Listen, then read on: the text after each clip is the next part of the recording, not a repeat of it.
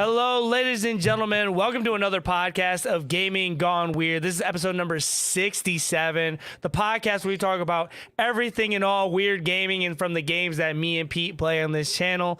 I am your host, or one of your hosts, Nicktana, one of the best gamers on the channel out of the two of us. I'm just going to throw that out there real quick for anybody that's watching this that's new.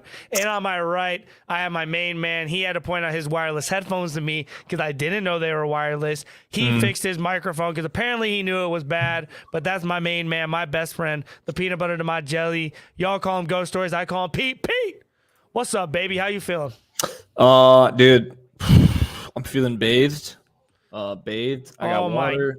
Dude. So for anybody who doesn't know, Ghost Stories actually had a pandemic going on, man. He was I'll let you go through and explain it, man. Tell the people what was happening to you. I had a plumbing emergency and was down bad on the water situation for about 2 weeks, and it got real swampy in the house. That's all I'm gonna say. So tough. It got real swampy in the house. That's so tough, man. Going without the water is not the bad part. It was I didn't know that there was an underground leak for 15, 16 days. So quite a lot of water lost. And it's not cheap.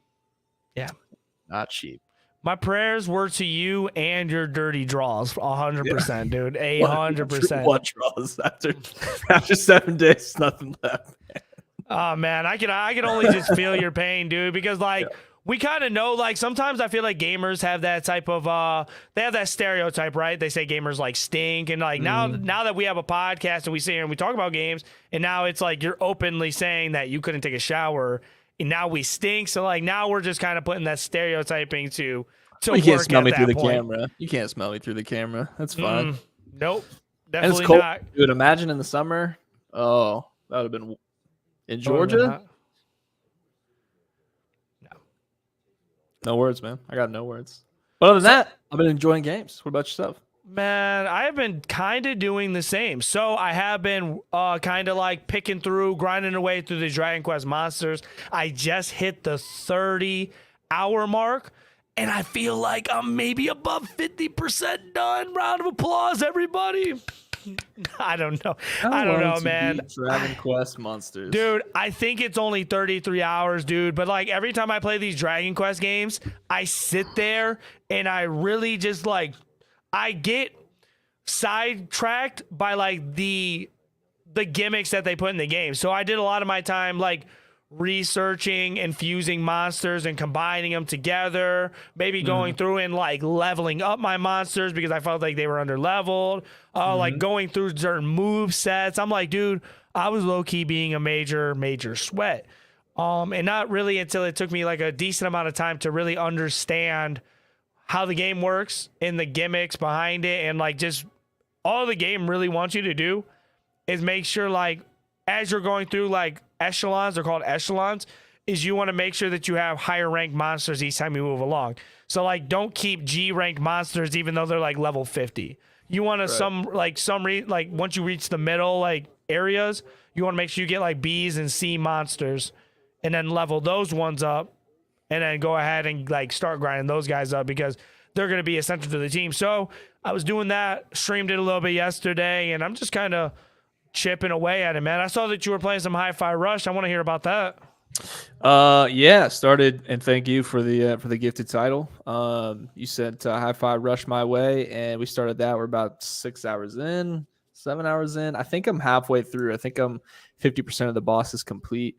And I will say that it should have been. I think it should have been at least a nomination for Game of the Year.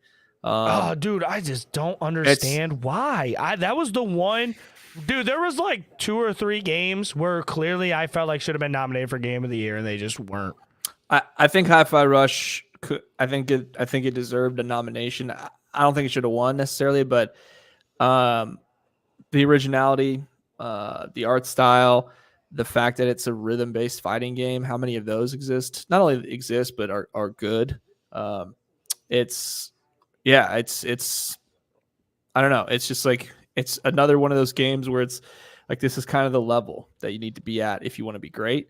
I would say at least as good as Hi-Fi Rush. If you want to be excellent, so yeah, it's fantastic. If I had a little criticism for it, I think that sometimes the platforming, there's a lot of platforming. I think they drag it out a little too long sometimes. Like, I don't need a platforming level to be 35 minutes. I could have had the same experience and had just as much fun in 25 minutes. Or so sometimes to me it feels like they extend out the platforming elements just a little bit too long.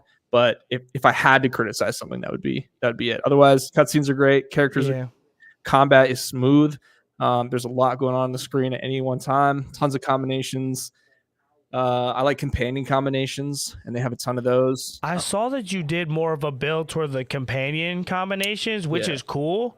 I felt like they're useful for certain enemies that you go up against, but like a lot of the time I wanted to make sure that I could dish out the most damage because I still have to fight for myself instead of just waiting on my companions to be able to attack. But I mean, they still work really well.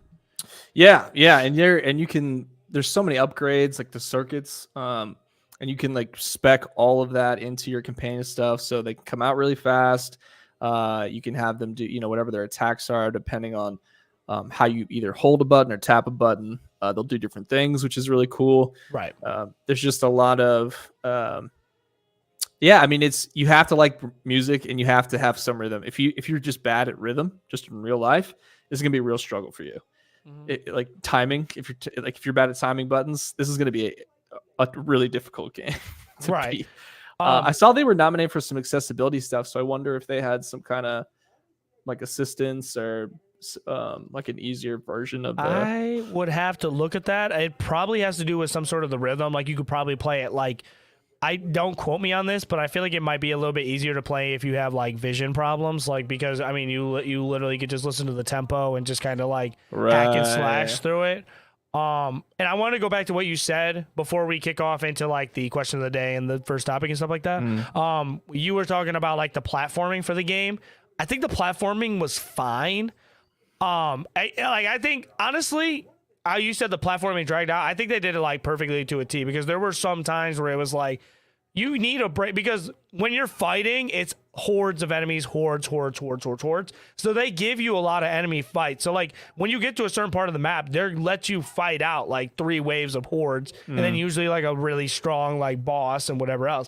And then you got to platform to the next wave. So I honestly thought like giving you that little break instead of like being a consistent fighting thing. If you want consistent fighting, you would do like the battle tower mode and so forth. So I think for the game itself, but like I am like a Hi-Fi Rush like fanatic. I think this is like might be one of my favorite Xbox titles of all time. Might be one of my favorite things Bethesda has put out, and one of the top 5 games that I played this year, 100%. I think it's a top 10 title in the year, pretty easily. Right.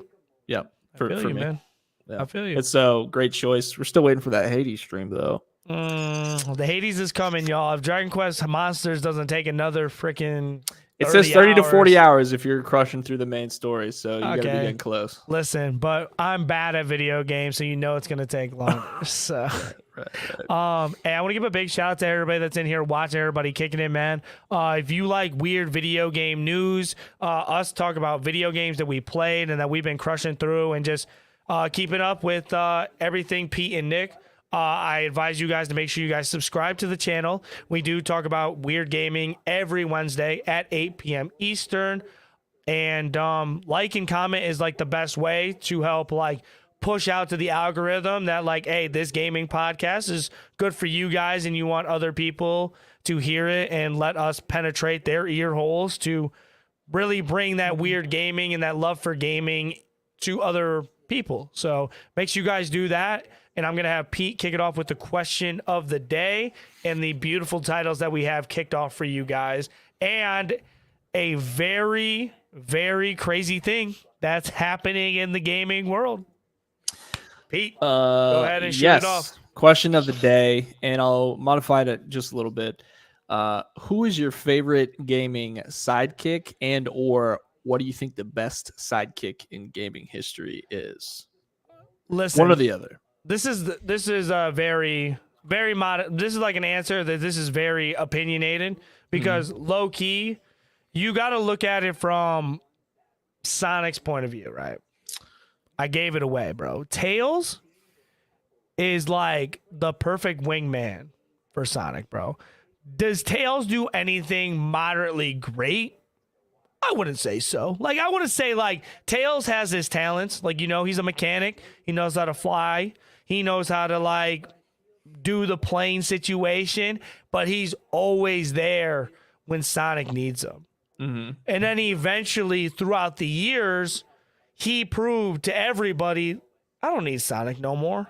I need to less worry about Sonic and trying to be like Sonic and write my own story. And that's why, bro, Tails is like the legitimate answer for me, to where it's like, I just love the way that they wrote his lines and his stories. And like, he's there whenever Sonic needs him, but he understands that, like, I'm here for you, bro, but I have to write my own story.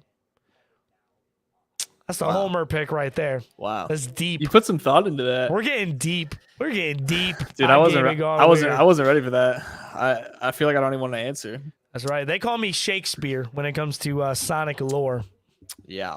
You should do a Sonic lore video.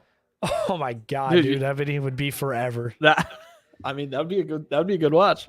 I just want to replay the older ones for real. Sonic DX and Adventure 2. Those are the best ones. I've got some. I feel like there's some classic picks that aren't necessarily my most favorite, but I think they land pretty high. And the first one that I think is kind of obvious. Well, maybe not obvious, but one that I think's pretty decent is probably like a Yoshi type character. Okay. I think that's a pretty good sidekick. I think people would say Luigi, but he's the main character in his own games now. So I don't. Yoshi has his own games though too. Oh, that's true. That's true. But hey, you could say though that like Yoshi, it was that one Yoshi. It was Yoshi Island, where like you needed Yoshi to platform throughout the game. You needed Mario and Yoshi. Yeah. Okay. Maybe that was a bad answer. But no, actually, I still think Yoshi's a solid sidekick. I will say my favorite sidekick all time is Cortana from Halo. I think that's one of the best sidekicks in all of gaming history. I will stick with my answer of Yoshi as well. And I'm trying to think of anybody else. I feel like the dog from Fable was a pretty good sidekick. Once they added the mechanics where the dog could actually find treasure for you. I would say the same you could thing actually for Fallout. You could upgrade the dog to do a bunch of extra stuff. I thought that was pretty cool. Yeah, I think those are my picks. I think I like Yoshi, Cortana, and then the dog from Fable. I can't remember if it had a specific name or if it was just called Dog. But Dog, D-O-G, baby. Yeah, I'm excited for that. But I think Cortana would be my number one pick as the best sidekick. Truly a sidekick. Helps in the cutscenes and the story, but not actually with the combat. Honorable mention, the dog from Johnny Test. Now, to kick it off with the games. To kick it off with sorry, I'm just getting overly excited because there's so many games dropping this week. Make sure you guys put down below what's your guys' favorite sidekick of all time in video game history, or your favorite. Kicking off with the games that are coming out this week. Drum roll, please.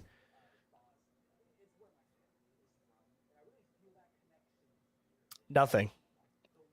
Still nothing. Nothing's coming out this week. Still nothing. Okay.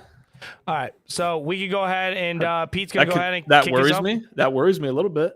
Dude, we're 2 weeks in. Nothing's coming out. Dude, we have Final Fantasy. We're not worried, bro. We got Final Fantasy 7 Rebirth in like 50 days. We also have the Suicide Squad game. Looking great. Throw it up. Dude. Yeah, throw it up. I think I can already picture the thumbnail now about how bad the Suicide Squad game is going to be. Well, that's another top. That's a topic for another day. I'm gonna have Pete kick it off with the first topic of the day. Pete, roll it to me. All right, topic number 1 on the day. We're gonna talk about a game here that's got a lot of attention. It sold a heck of a lot of copies. Was nominated for nothing at the Game Awards, despite being so profitable and so successful. We're going to talk about Hogwarts Legacy. And Hogwarts Legacy sold 22 million some odd copies last year in 2023. And it was extremely successful. as a title. So the question is, what's next in the Harry Potter world as far as games go? So they have a lot of capital now. They have an extremely proven title that they can fall back on. They have the rights to the series. And the question is, I might even kick it to you as well. The question is, what would be a natural next step for them? Be it a sequel, Hogwarts Legacy 2. I know that they're coming out with, when I say they, I mean Warner Brothers and all the teams combined, Avalanche and all of those guys. They're coming out with a Quidditch Champions game, which is a little more cartoony. Did you ever play the beta or beta tested? No, I didn't get to play the beta, but like as soon as everybody was talking about like, yo, I got a beta, but you can't just talk about it, I was like, nah, I'm good to just not play it then, to be honest. Yeah, they did make you sign a little digital NDA, and it was a little more cartoony, kind of a Rocket League vibe, so very, very fast. Okay. I don't think Quidditch, and let me know your opinion as well, I don't think Quidditch would have worked very well in Hogwarts Legacy. It was just too, you know what I mean? Like, so here's the thing, and I'm sorry to cut you off at the end there, but no, go ahead. The thing is that Hogwarts Legacy was one of the perfect, I would say, single player experiences for 2023. Yeah. Now, a lot of people had the argument that it felt like, oh, the game's a little bit repetitive, which I will say, like, combat did get a little bit stale near the end, and it felt like some of the combos and a lot of the moves you did use a lot of the time because certain combos just work better with like certain moves. So like you definitely want to have a move where you could lift somebody up and then you want to slam them down. Like, you know what I'm saying? To stun them and utilize the full combos of the game. But I think that Portkeys did an incredible job with Hogwarts Legacy. And I want to give a big shout out to like the 22 million copies that was sold. It's not even a year in its lifespan. And even with the backlash that it got and a lot of people saying that like, oh, we don't know if we should like protest the Hogwarts thing. Like, we really don't got a deep dive into that. But a lot of people were saying like they're not going to purchase the game because they don't even know like all of the situations that was going on. But it still sold very, very well. In my experience with it, it was a very, very fun game. I ended up picking, as some of the clips will show you, I ended up being, maybe not that one. I ended up being in Hufflepuff. That's like the worst feature in the game, honestly. It was the lockpicking. The lockpicking was really weak. Yeah. Oh my God. But like, I think this is the one thing that like gamers love to look at when it comes to video games. And the thing about Hogwarts was, or like Hogwarts Legacy was, you got to be at Hogwarts and explore the castle, every inch of it. There were secret passageways. You could go to all the rooms and like every single, like the cafeteria or like the big lunchroom that they had. And they had a bunch of good side characters. I think it did a perfect job as a single player game. It wasn't completely long. It was like, maybe it took me 30 hours to do. They had a lot of side quests within the game. They let you pick your own decisions for the most point. And honestly, I don't know what would be next. Me personally, what I would want, I'd like to see a Hogwarts Legacy like 2 or like a DLC. Hogwarts Legacy, like prison of the prison, like, you know what I'm saying? Like being able to, because they made a whole movie out of that. Right. So I feel like you could do like a whole like little side DLC of it. Like, now I want to kick it up to you. Do you think that that would be the next step for them? Like, maybe do they make a whole second game, or do you think the DLC would be the smarter option to do? Because honestly, I'd play both of them, if either or. I think that a sequel would be a natural. What? A fishing game? Don't we always talk about fishing game? Oh yeah. Hey, if there's a boat, I'm in. If I think a sequel to Hogwarts Legacy, so like Hogwarts Legacy 2 seems like a natural transition for the series. They could easily make. When I say easily make, I mean it's just like the natural progression. First of all, the game is really, really big. So if you wanted to do all the content, 100% it actually takes a very long time because you have to go to all the villages, all the outskirts. You have to do all the side missions. There's actually, the countryside's huge. Like, you really can't travel forever. I think that would be a natural addition to the series to add a second one. I think they could also release a series of just DLCs.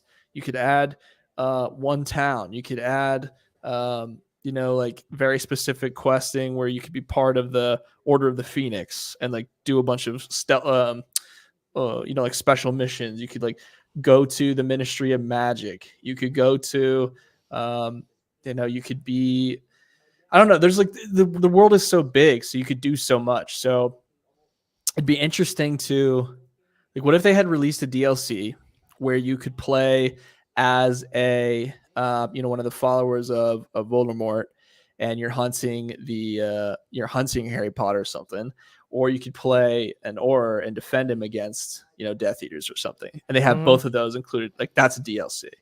I don't know how much they want to include the. I think it was a really good move for them to not include all of the current stuff, to go backwards. Wow. I think that was awesome. So. Wow. Hogwarts Legacy 2 would be sweet. I don't know, man. Like, is it just if they're just like, hey, this was a one and done, but there's so much they can do. I don't even know how to expand on it besides doing a second one. And then what do you do? Is just a brand new story from top to bottom. And then I want to kick it off to you in a sense to where it's like, do you think, or like, I guess what I'm trying to say is, why do you think this game didn't get nominated for anything? Like, is there anything that poked out with the first one that you wish that could like translate into another game that they could fix to up that 22 million copy? Like, you know what I'm saying? Like the next thing that they put out, because I'd be crazy to think that they wouldn't put out another Hogwarts Legacy game. Something, a DLC. I mean, we already are getting Quidditch. That's going to be like a multiplayer loot box. That's going to be like your gimmicky Hogwarts stuff. There'll be a battle pass. Yeah, battle pass. Oh, grind. Get some teams, like matchmaking. But like we're talking about like the solo story Hogwarts full experience. Like what was the problem to where this game didn't win awards but was still super successful? Dude, that is a great question, and that is some cloak and dagger stuff behind closed doors that we'll never know. I think Super Mario Wonder was this like last second ad, and I think Nintendo has an unlimited checkbook, so I think that helps influence that. I still do not believe in remakes as games of the year. I don't believe it. I don't think they should be in. You're just redoing a game that's already made. I don't know, man. Like the music was good. How do you not? I don't know, like art direction. How do you not include that? I thought the voice acting for the most part was okay. Like no one from there got a nomination. Yeah, I mean, I was gonna say the only reason it didn't get voice acting was because maybe the main character wasn't voice acted, but also at the same time, that's a good point. The Baldur's Gate dude who won, he wasn't like he was a side character. He was one of several main characters. That's what I'm saying. Right. I mean, I guess if you say it like that, but you don't see like, dude, I forgot his name, but like the professor, you don't see him getting nominated for any awards. Yeah. Yeah.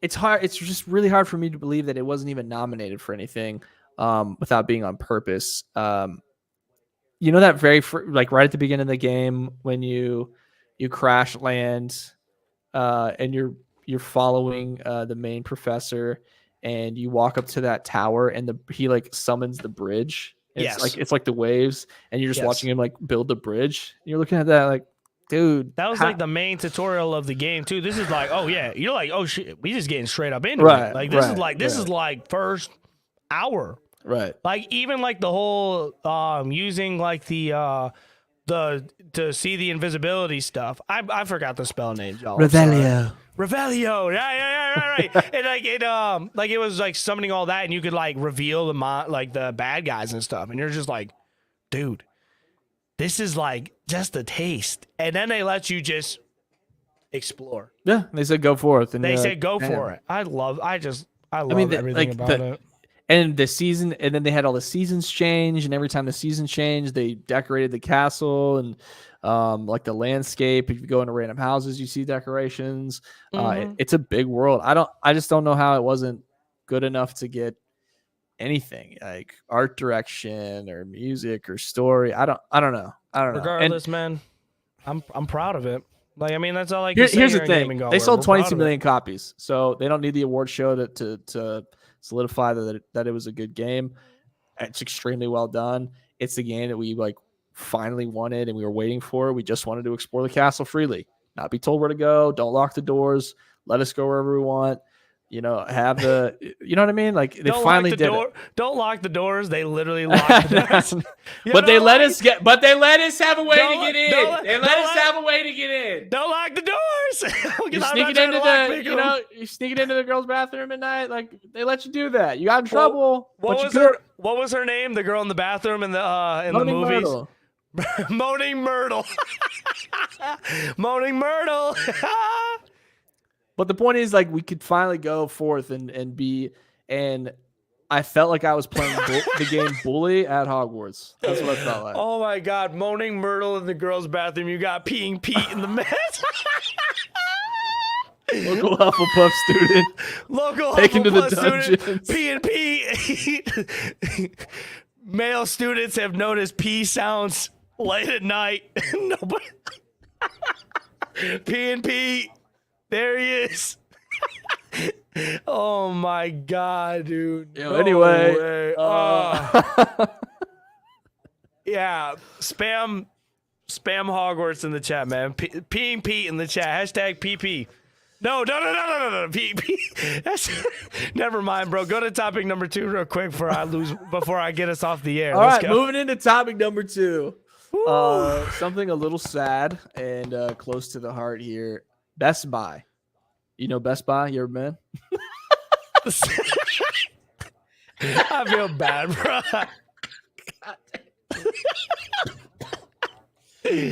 Okay, let's not focus. Oh my, he's dying. Let him breathe.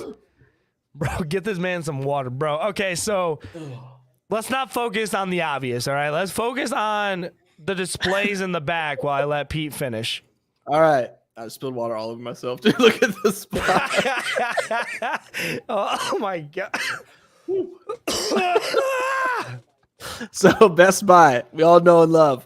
I would say quality shopping experience, 10 out of 10 times. Mostly nostalgia probably at this point. Love Best Buy. They are beginning to remove their physical media from their stores, starting with DVDs and Blu-rays. Luckily for us, not video games yet being reported, but removing the DVDs and Blu-rays from stores. What's your experience with Best Buy? Do you go often? Do you go once a year? Was that a common stop when you were younger?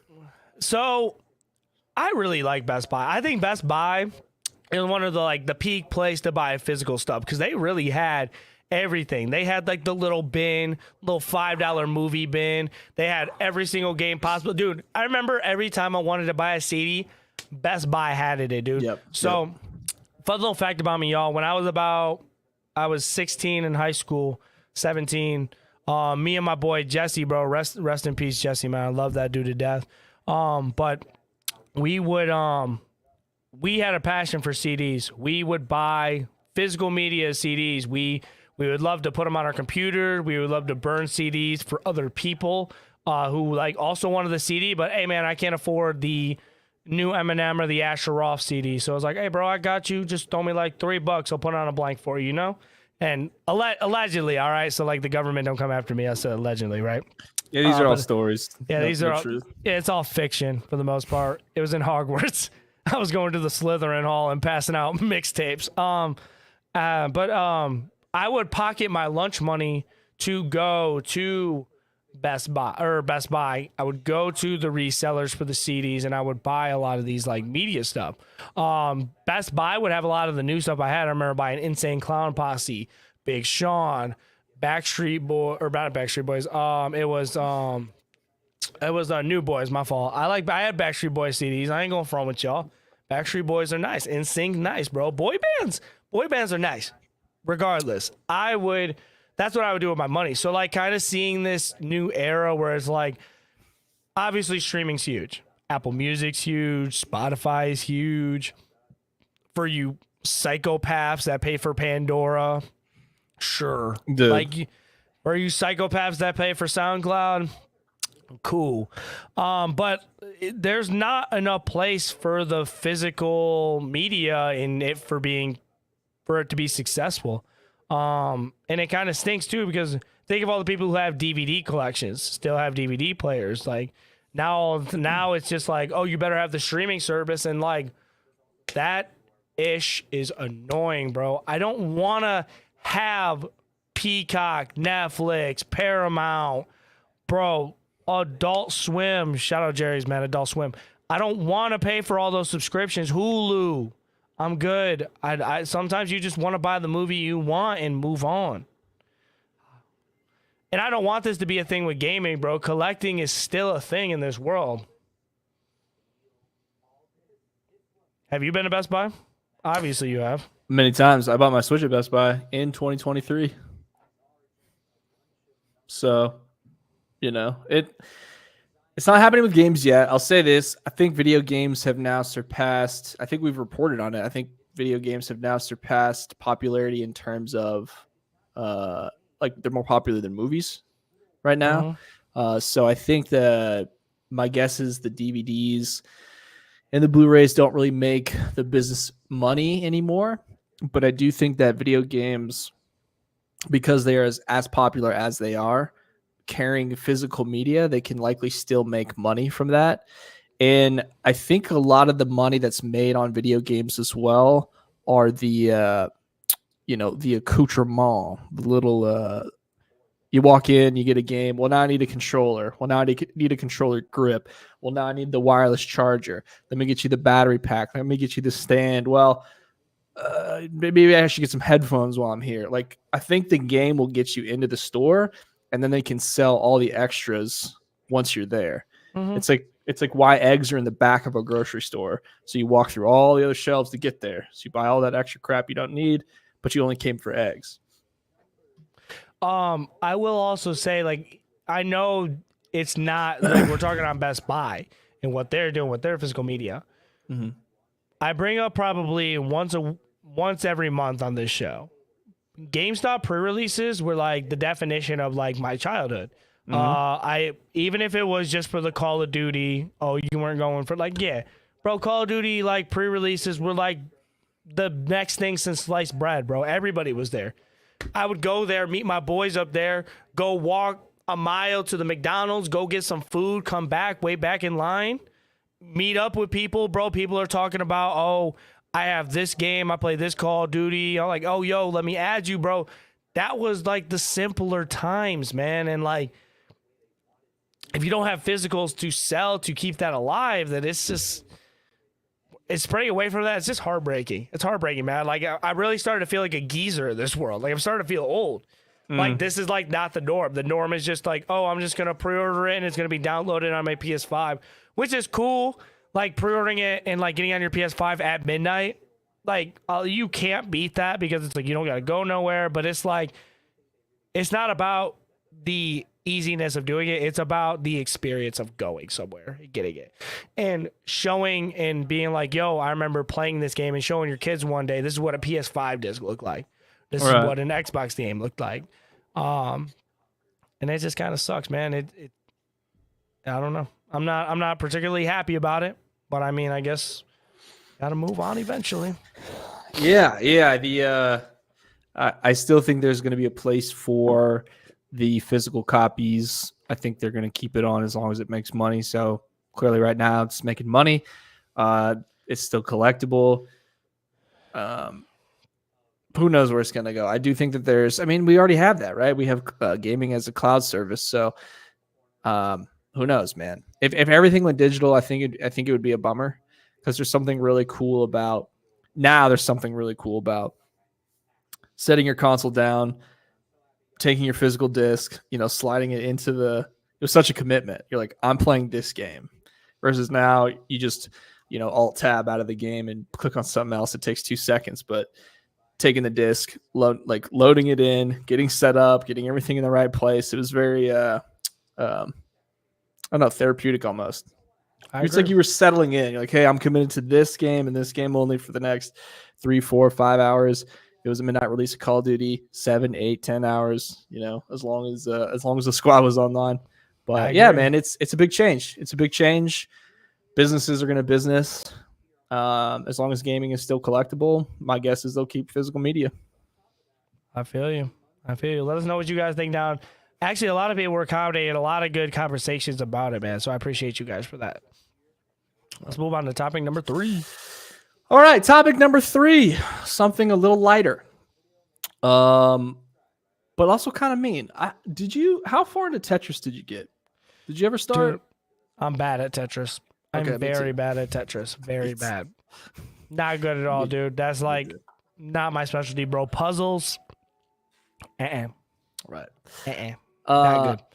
Recently, and we are a little late to the party on this one because we caught it on an in-between week. But recently, a 13-year-old, I'll say creator at this point because he is, was the first recorded person to beat Tetris and actually complete it. When you complete it, the bricks stop falling and it just plays this like weird static sound and no more bricks fall. So you top out all the numbers, no more bricks are falling. The game code is done. There's nothing else to do. And he became the first recorded to beat this. First person recorded. There's probably somebody somewhere, right? But first person recorded. He's 13 years old, which is crazy. And it got some traction online, and a BBC reporter, I believe, or sorry, a Sky News reporter, played the video on air and then proceeded to roast this kid for beating this. And did you have the video up or no? I don't have the video. I tried to Okay. download it, but honestly, it's very negative to the fact where I don't even want to give this person credibility of showing this video. But at the same time, it is just it's not a pretty sight. Basically, this person was straight out just flat out saying like, "Oh, whoop-de-doo, basically go outside." And I think that's how people view people who play video games. Like, people don't understand, like, video games could be a hobby and you could still have a normal life. I go to work, I have friends, I go out and have a beer, but when I get home, I'm gaming. I still get stuff done. The house is productive. The kid is chilling. We're fine. We're good. Right. Like, why do we live like in this? You coach T-ball? Yeah, like I still have like a life outside of games, bro. But like I could do all that plus enjoy video games. Right. Like she basically just said like go outside. Like, bro, this dude's coping that his father just passed away. Like, this is what you talk about in the news. Like, it's not no joke. It's not funny. Like, if the dude wants to play Tetris, he wants to play Tetris. Not only so, and people just make fun of what they don't understand, right? And she's saying in the news clip, she said, it's an old lady. And she goes, as a mom, I would say, go outside, get a breath of fresh air. Beating Tetris is not a real life goal. And people, if you don't understand, you don't understand. But she doesn't understand the importance of what Tetris is to the gaming world. Like, Tetris is, and probably already is, but will be in the Video Game Hall of Fame. It's probably, I would say, it's likely one of the most like best-selling games of all time. Has to be, or most played even. It has to be, especially with it being released during like the PlayStation era, and it's like everybody can pick up and play Tetris, like how everybody could play Candy Crush. It's not like there's a skill gap, but it's not like, you know what I'm saying, like anybody can pick it up and play it. Right, and it's so simple conceptually, but it's so hard to master. And then you go, okay, well, yeah, you beat Tetris, blah, blah, blah. And you go, okay, but you don't know what's going to come of this, right? The internet has already taken care of this person. When I say that, I mean they attack her viciously online, which is what you don't want either. You don't want someone's life to be destroyed, but she's kind of laughing at the end of it. But again, she doesn't understand the significance of what this is. Also, this is a 13-year-old kid. Also, you're reporting on it, so clearly you have nothing better to talk about. So clearly it's important in some frame. But I imagine that they looked at the list of what they're reporting on that day, and she said, "Why am I? This is like a fluff piece or whatever." That'd be my assumption. But good for him, and he's going to certainly get something from it. You'd like to hope, but it's a big deal, man. Shout out to my boy, man. Shout out to my boy, bro. We talking about you beating a game that technically low key isn't beatable. If the game didn't glitch out, you could just keep playing. Just keep going, right? And the story went that the the father was no longer with them in some capacity, and that's what they used to do together to have bonding time. And Right. yeah, it's just a shame. It's weird behavior. You're like putting down other people's, and I'm guilty of it. And as I'm getting older, it's something I realize. It's like, mind your business. Be better. Mind your business. And what was that, Joey Swole? Be yeah, better. Be better. Joey Swole, be mind better. Your yeah, mind your business. Mind your be business. Be better. And instead of us doing like people at the gym, we do people that play video games. Be better. Like, mind your business. Be better. Yeah, and it sucks. I doubt that this has even reached his eyeballs. He's so beyond it at this point. Dude, he's I don't want out that person to lose their job, but it's 13. You have kids. How are you trashing kids? I want to say, like, last thing before we move on, bro. Like, hey, if nobody's talking about you, then you ain't doing nothing right. You know what I'm saying? Mm-hmm. If people talking about you, you're doing something right, my man. She knows she sucks. She couldn't get through past the first few stages of Tetris, and she talking herself. I get it, bro. Keep playing Candy Crush, all right, on your lunch break. Don't worry about my boy. Yeah. Don't you ever talk about my boy like that ever again. Keep his name out your mouth. He'll go outside when he wants to. All right? Yeah. We'll just leave it there. That's a good place to move on. Let's get to topic number 4, man. Topic number 4 and the main topic of our broadcast today. Boom! Let's make some people mad. Main topic. Y'all saw the thumbnail. Go ahead, man. Tell them what it is. The main topic. Tell them Xbox boys what it is. Speak with your chest, bro. Halo is coming to PlayStation, baby. Sign it up, dude. Sign it up. I'll be playing with my dual sense controller, baby. Woo-wee. Oh my! And then I'm quick loading into Spider-Man afterwards. I'm telling you that right now. On Xbox. Anyway, Mark Microsoft. It up. I feel bad, bro. All right, go ahead, bro. Go ahead. To PlayStation. All right, Microsoft is reportedly open to porting Xbox exclusives to other platforms. That's right, Stu. Halo BR inbound to the PlayStation. It's your dream. Sir. It's your Ship dream it come out. True. Go to Best Buy before they run out. PS5, get you a copy. Get I'll you get one. you a physical copy. Get you one, bro. I took this picture live. Nobody understands. So many people are confused. Oh yeah, people are mad, bro. Listen. Okay.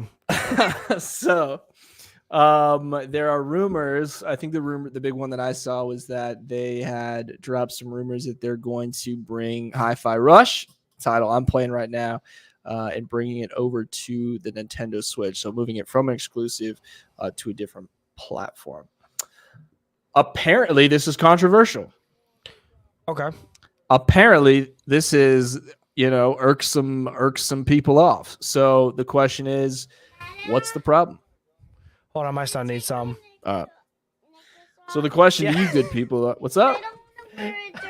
I need to take his necklace off. Sorry, guys. So the question to you good people is, why is this making everybody so angry? What is the problem? What is the problem with bringing Xbox exclusives to other consoles? You're still going to be paying same price. So if it's not going to affect the price point, what's the problem here? Okay. I'll go ahead and kick it off. Sorry about that, guys. I got to be a father sometimes. I know your news, okay? It happens, all right? Sometimes I get a little iffy, like anxiety ridden when it happens, but it happens, bro. Sorry if y'all got to whatever. I'm not sorry. Listen, I'm about to talk my ish right now. Here's the thing about gaming and about potentially console wars, because let's just sum it up, right? This is about the console wars, right?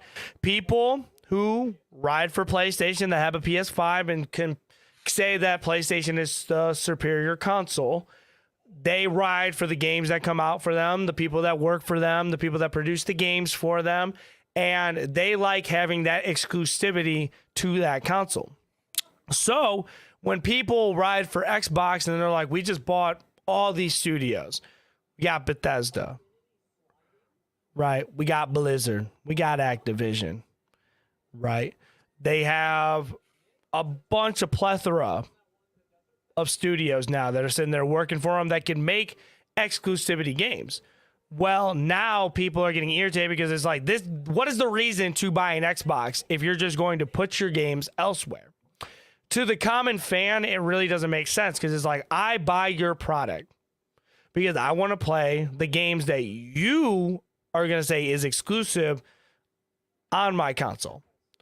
But if I can't do that, like, then what's the point of buying an Xbox? There is none. There's truly no point. Like, I mean, at this point, Phil Spencer is basically saying, like, these games probably run better on PC than anything. Just get a PC and get Game Pass and play your games on there.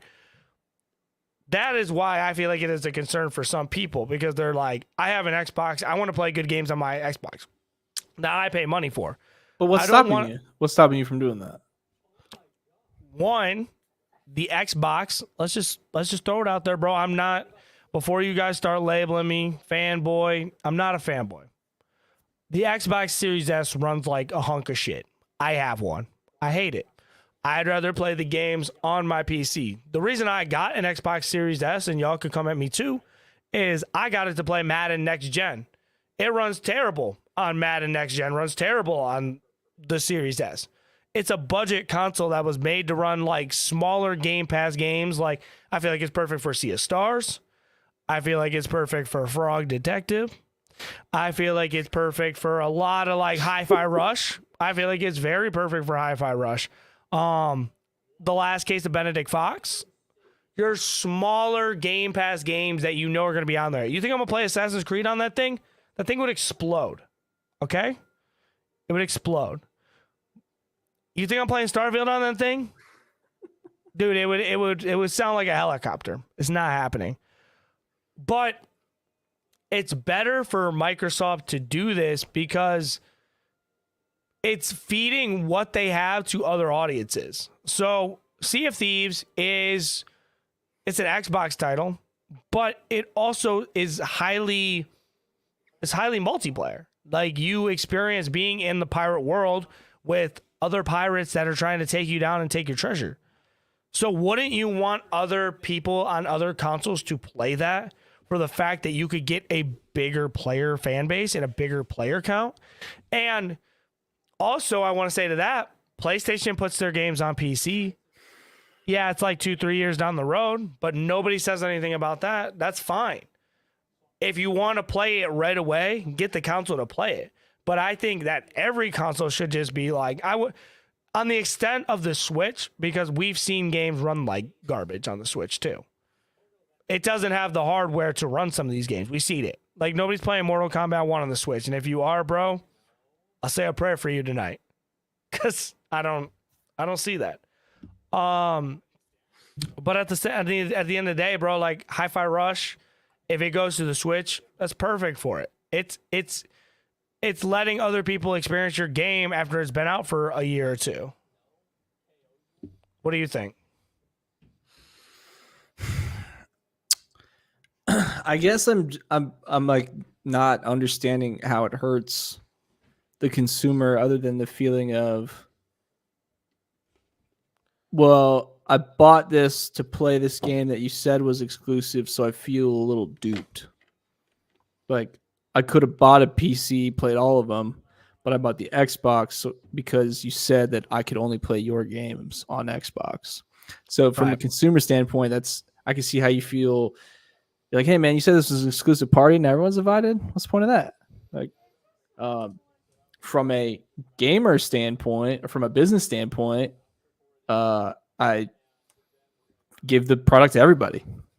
Now I'm making money on three different platforms, okay, 4 different platforms. But nobody is going to buy your console if they say so. Why would they do it then? Like, if it's going to hurt them potentially. It's not hurting them, because at the same time, if you wanted to play Hi-Fi Rush right away, you can get an Xbox.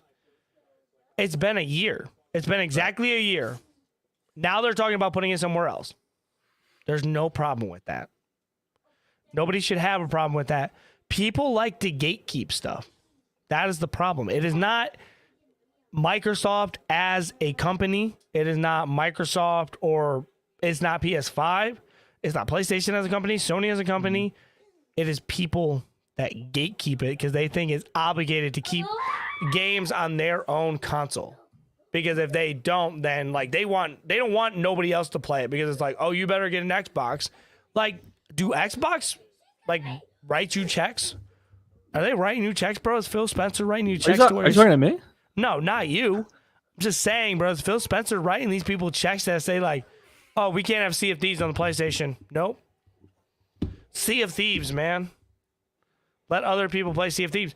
People like don't complain when they can say God of War goes on the PC after 3 years. They just accept it. Right. So the Xbox teams said that the only reason they do exclusives is because PlayStation does exclusives. So I have noticed this in the back and forth between spokespeople between Xbox and Sony, or Microsoft and Sony. Xbox way more often points fingers and said, well, we're only being this way because they're being that way. Or we only do this because Sony does this. Grown men being petty. Oh, PlayStation. Well, if you jumped off a bridge, if they jumped off a bridge, would you jump off too? And they say, well, it's like that little, like it's like petty. Can you see where the problem is with that? They just bought Activision and Blizzard for billions of dollars, but no, it's because PlayStation does it. No. You know what you're doing. You're sick. You're sick. And that is the only reason why, like, I seem like a fanboy, bro, because that's that thing where it's like, oh, Xbox says they're only doing it for the mere fact of, oh, well, PlayStation's doing it. That's not the case. That's not the case, bro. Yeah, I think it helps the business, but like I said, I think I would feel... There's something about feeling like you're in the club and you lose that. Like, hey, I'm in the Xbox club. I'm in the PlayStation club. Actually, I have both, so I can play both. I think it stimulates the economy a lot by having exclusivity between each console. Because then you're like, well, now I got to get all three because I want to play all three of these games. I don't know. It's weird. I just wasn't expecting it. I didn't know this was going to be a major issue. I'd be really curious to see what fans are saying or what people high up in the gaming space are saying about it. I don't know, man. It's I guess why wouldn't it go that way? Mm-hmm. Or maybe they just do like a really controlled release where very select games, like they're never going to move the Halo franchise to PlayStation, but a game like Sea of Thieves, why not move it over? Be easy to port. It'd be picked up. You know what I mean? I don't know. Why wouldn't you do stuff like that? I agree, man. I'm on the same track. I think everybody should play games, but like, you don't know these console wars people, man. They're nasty. It's weird. It's so strange. I just was not. They are nasty. It is a group of nasty individuals, man. But go ahead and kick us off with the final topic of the day, man. Final topic of the day as we wrap up this episode. Elon Musk. I'm sure you guys have heard. Owner of X, one of his many companies with an X in it, but he has unveiled on a live stream on Twitter where he played Diablo 4. It's X. That's X. Right? X. You said Twitter. Dang it. On X, where he unveiled an X live stream. Potentially showing plans for the potential monetization of live streaming on Twitter. Whether his plan is to directly compete with, I guess you would be if you're adding live streaming, Twitch, Kick, YouTube. But, there is a world where you could go on Twitter. You're like, on X. I'm an X streamer. And you just stream live on X with monetization options. So, I don't know. What are your thoughts? I think scrolling your Twitter feed, it might be much easier to catch viewers in a Twitter feed than an Instagram feed, which doesn't really exist for live streaming. Right. For Twitch on mobile, I'm just thinking in terms of mobile, you have to go to the app. For Kick, you'd have to go to the app. TikTok really is the only place where you scroll through live streams. I think that this is going to be a very competitive streaming service in the future. The reason I say that, imagine being able to watch a live stream, be able to tweet about that live stream, be able to share someone else's live stream through X. So like you're keeping everything because people tweet, people promote their streams Non-stop. through X. So if you just keep everything together, we'll make it easier for you to share your streaming clip, your no scope triple kill onto X right away as soon as it happens. It's gonna open up the floodgates because you're keeping everything in the ecosystem. Now, where it's better for like everybody is now Twitch says you could stream to other places. So like you'll be able to just put your stream on X and on Twitch at the same time. So like at the end of the day, it benefits everybody, and I think it will be highly used. I mean, Facebook uses it, and a lot of people that stream just on Facebook get crazy amount of numbers because they just do. Like everybody has their own way of doing stuff. I think it's going to be huge. I just think it's going to be dope. I think Elon Musk is going to do a great job of promoting it. They're probably going to have a lot of money to sign a lot of these guys. Think about the amount of people that probably could be able to sign. I mean, Elon Musk has infinity amount of money. Yeah, that's going to be interesting. This is going to be one of those gold rushes, just like when Kick came out, where you're going to see this little exodus of people who they're like, hey, here's a chance to strike while the iron's hot, and I'm just going to full jump to Twitter streaming. So same thing with like Mixer. People hopped on Mixer super quick. They got the bag. It didn't work out. Went to Facebook Gaming. Yeah. I like it, man. I like competition. I love Twitch. Twitch is in such a weird place, and it's just getting so weird over there. I don't know what's going on over there. Dude, X is weird, bro. Elon Musk is a weird dude. I will say something though, bro. It's like one of those things, and it's like a topic for another day. I think people, like, especially like, I think there's no promo is bad promo. So I think Elon Musk, whatever he says or whenever he says it, people eat it up. People love to hear it. So like he's just tweeting out, he's just promoing himself. So he gets people to talk, which puts more eyes on him, which puts more eyes on his platform, more revenue. So like, dude's a smart guy. I get it. I'll be on X. Dude, I just think it's going to be easy, bro. Like, imagine your boy does something funny on X and he's streaming it and you just tweet it out. And then that viral You can clip it directly in. And then that viral clip goes through X, bro. Like Elon Musk is cooking up something. He's cooking it up for sure. Yeah, it'll be interesting. Competition's good. Good for everyone. You going to be on it? I mean, why not?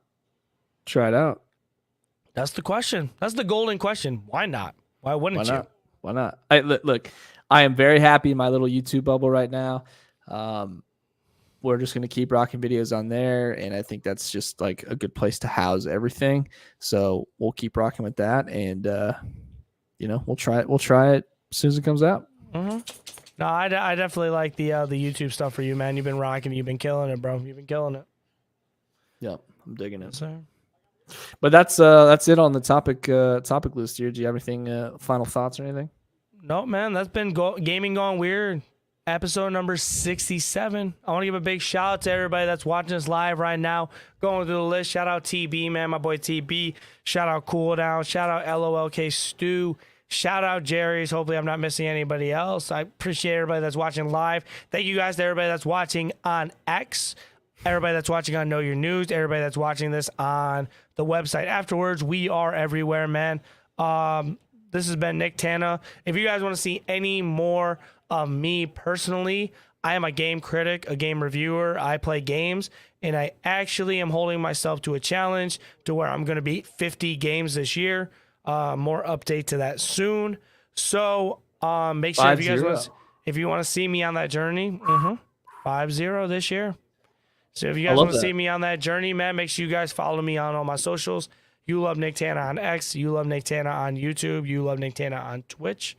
And make sure you guys check out my boy Pete, and he's going to tell you everywhere where you can find him. You can find me at Ghost Stories Gaming or Ghost Plays Games on all things social. Right now, majority of the content's being housed on YouTube. We're doing game reviews, we're doing Let's Plays, and short form content. But you can also find me on TikTok, X, Instagram, wherever. Future X streamer. TB, that is insane. Thank you for that. Best joke I've heard all night. Nick playing games. Everybody that stuck to the end, make sure you guys like, comment, subscribe. See you guys next episode for number 68, 8 p.m. Eastern on Wednesdays. Be safe. Tell someone you love them, and we are out. Yeah. Later.